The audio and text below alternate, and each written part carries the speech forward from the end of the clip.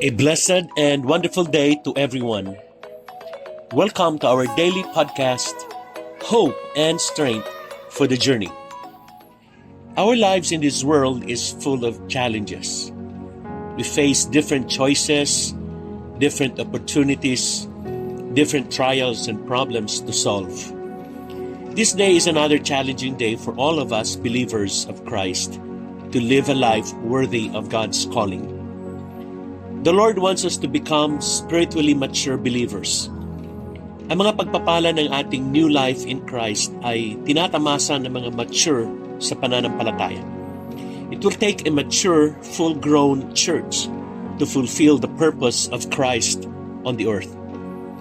Dapat nating maunawaan na ang spiritual growth is not measured by the quality or even quantity of spiritual activity. We are not spiritually mature because we know how to pray profound prayers or because we have a firm foundation in Scripture at marami tayong alam.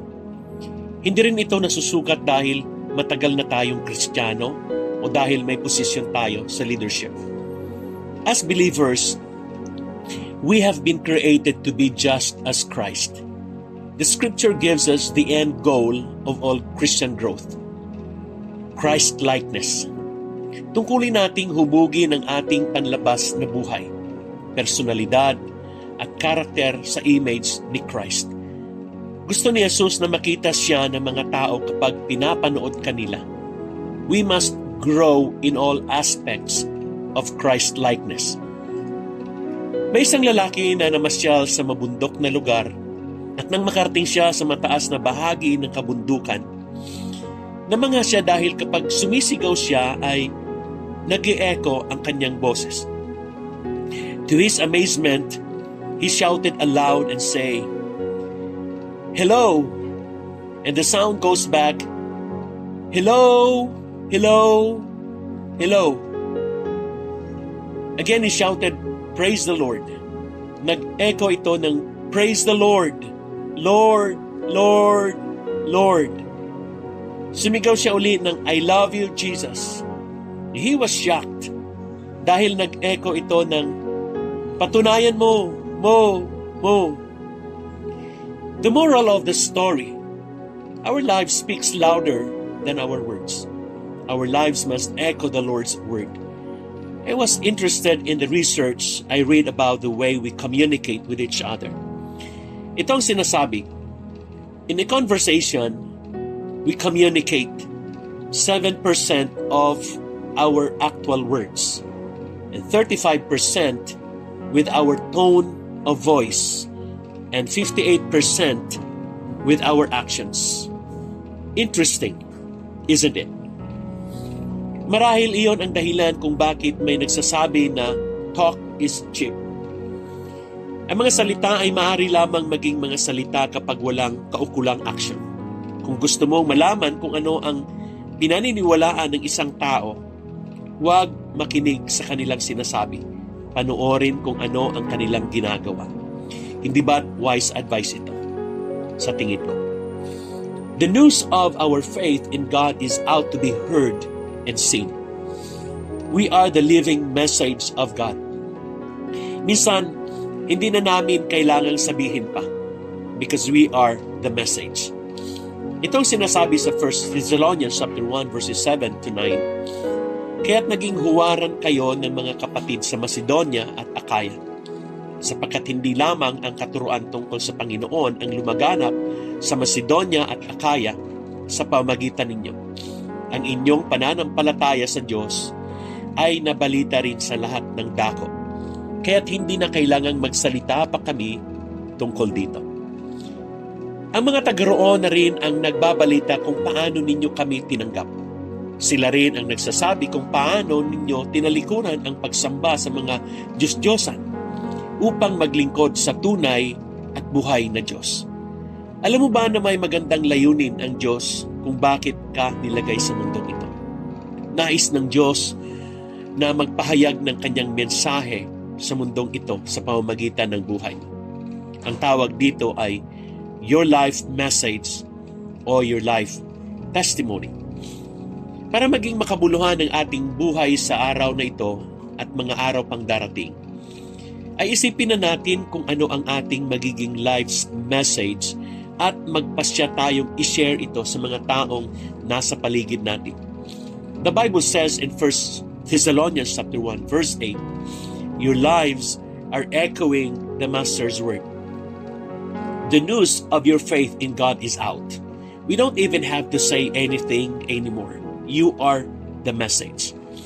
Sa bawat pagkakataon na tayo'y nagpapatotoo at sinasabi natin, ito ang mga kamangha-manghang ginagawa ng Diyos sa aking buhay. You are sharing your life message.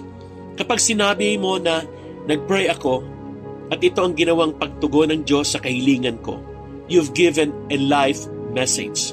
Kapag sinabi ko na tinulungan ako ng Diyos sa mabigat na pagsubok na aking naranasan, you are sharing your life message.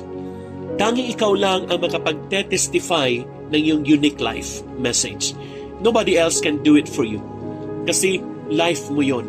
At ako rin ang tunay na makapagte-testify ng aking life message kasi yon ang personal kong karanasan sa Panginoon. If we don't share our life's message, we are cheating the world and perhaps we don't have the good news to share. Bakit ba ninais ng Diyos na gamitin niya ang mga buhay natin? Simply, because the best message are personal messages. The most powerful messages come through God's people led by the Holy Spirit.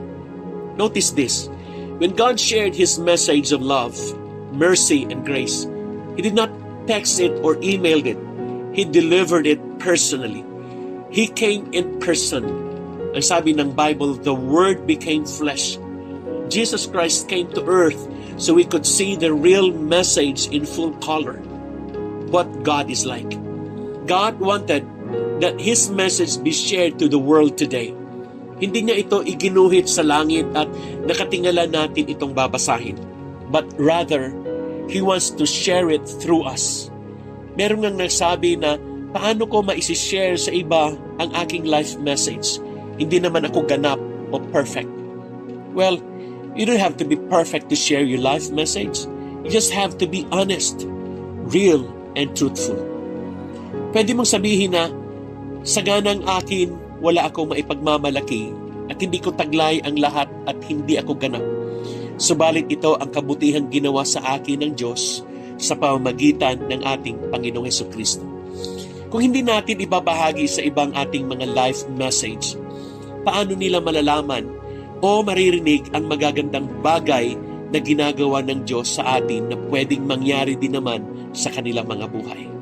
Amen. What is your life testimony? What is the message of your life? If you have an intimate relationship with Christ, you will surely have a living life message. Amen. God bless you and glory to God. Let us look to God in prayer. Dear Father God, we are so thankful that you saved us and keep us. We know that you want us to share our life testimony so that others may believe. Help us identify which stories you want us to share so others will see your glory, Lord. We pray for integrity, honesty, truthfulness, courage, and wisdom in sharing our life messages within your perfect timing. Holy Spirit, help us know when and what you want us to share. This is our prayer in the precious name of Jesus. Amen and amen. Again, good morning po sa inyong lahat. God bless you and your family. See you again tomorrow.